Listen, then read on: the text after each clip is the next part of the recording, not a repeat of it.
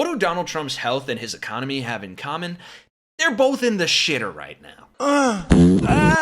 We are dealing with the worst ever view of current conditions dating all the way back since 1951. This is record-breaking in the way you don't want to be breaking records. But it's not just people's feelings about Trump's economy that are down the drain right now. It is the economy itself. Trump's own Treasury Secretary admitted last week that parts of the economy are already in recession. And while millions of Americans, including maggots, starve and stand in bread lines thanks to Trump and Republicans. You guys forget your red hats today? Come on, man. Yeah, real funny. Just checking. We're now getting breaking news that Italian pasta could be off of American shelves as early as January because of Trump's tariffs. I don't get fucked by tariff, you get fucked by tariff. But speaking of getting screwed, we first gotta address the elephant in the room here, that is the utter betrayal of Senate Corpo Democrats in name only that voted to end the government shutdown with nothing to show for it. And people are furious. Immediately, you had Gavin Newsom calling them pathetic, arguing the American people deserve better, which we do, and it's why we don't toe the establishment party line here at Really American and call these traitors out when we see it. So be sure to smash like and subscribe to show these people that we as progressives will not stand for this. And I'll leave resources down in the description to call your senator if it is one of these traitors to try to get them to change their minds. But I want to quickly point out some very telling attributes that all of these traitors have in common. First, as I'm sure you heard, 2 of them are retiring, and the rest of them don't face the voters until 2028 or 2030. So let's remember this moment. But perhaps more telling here, all of these names in this list received money from the American Airlines PAC in at least one or multiple of the recent cycles. I'll leave that up for you here, and obviously correlation doesn't necessarily mean causation, but as progressives, we should be absolutely furious about this and demand an end to corporate money controlling both sides of our political process because it serves none of us. Case in point, those Corpo Dem traitors just caved to the man and party that are currently destroying our economy for anyone who is not a part of the 1% minority. President Trump doubling down on the economy, now claiming that there is virtually no inflation, and most recently also saying quotes like this: "I don't want to hear about the affordability," claiming that Democrats are making up numbers. But the big question is, no matter what they're saying, how do Americans feel about the economy right now and the impact of rising prices, where inflation is, paying their bills, being able to buy food at the grocery store? Harry Enton is taking a look and running the numbers on all of this. Politicians can say politician things, yes, but where are things with the economy right now and how people are feeling about it? Yeah, what President Trump is trying to sell, the American folks aren't buying, and we can see it pretty simply here. Take a look here. This is consumer sentiment, the current conditions. Consumer sentiment can be the current conditions or it can be future expectations. We're looking at current conditions. And get this, according to the University of Michigan, we are dealing with the worst ever view of current conditions dating all the way back since 1951. This is record-breaking in the way you don't want to be breaking records. And get this, Kate, it is down 30%. Consumer sentiment of current conditions down 30% from January when Donald Trump took office. No bueno. But here's the slightly positive news to this absolute shit show. Most Americans seem to be waking up and blaming Donald Trump specifically for these conditions. But they do not feel good about the economy.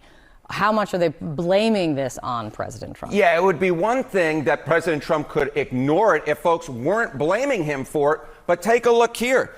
Trump's policies have worsened economic conditions in America. Look at this. We're dealing with a super majority here. We're talking about more than 3 in 5 Americans, 61%, who say that Trump's policies have worsened economic conditions in America. How about worsened your own finances? Again, we're dealing with a majority here. 51% of Americans say that Trump's policies have worsened your own finances. This is double trouble for the President of the United States. When you're dealing with consumer sentiment of current conditions being record-breaking in the wrong ways, being record-breaking for the worst ever since 1951, and you're dealing with a supermajority who say that your policies have worsened economic conditions in America, and you're dealing with a majority who say your policies have worsened the folks' own finances, that is, ay caramba, no good. And again, it's not just how people feel. We have tangible data that correlates directly from Donald Trump's policies, specifically tariffs, to us getting fucked. 13 major Italian pasta brands could disappear from US store shelves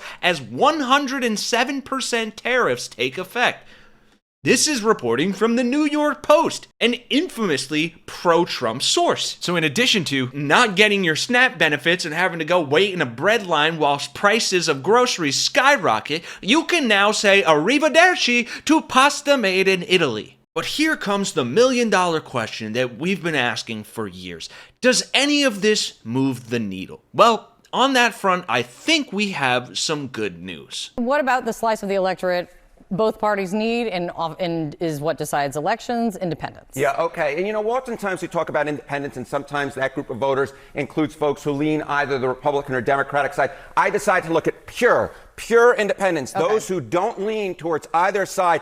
And look at this, disapprove of Trump on the economy. Among pure independents, we're talking about 4 in 5. 4 in 5, 79%. I'm laughing because you rarely ever see a number this high. 79% of pure independents disapprove of Trump on the economy. How about this? This is no outlier, Kate. This is no outlier because look at Marquette University, their law school. 76% of pure independents disapprove of Trump on the economy. When you put it all together with the approval ratings, it averages out to a net approval rating on the economy among pure independents of, get this, minus 58 points.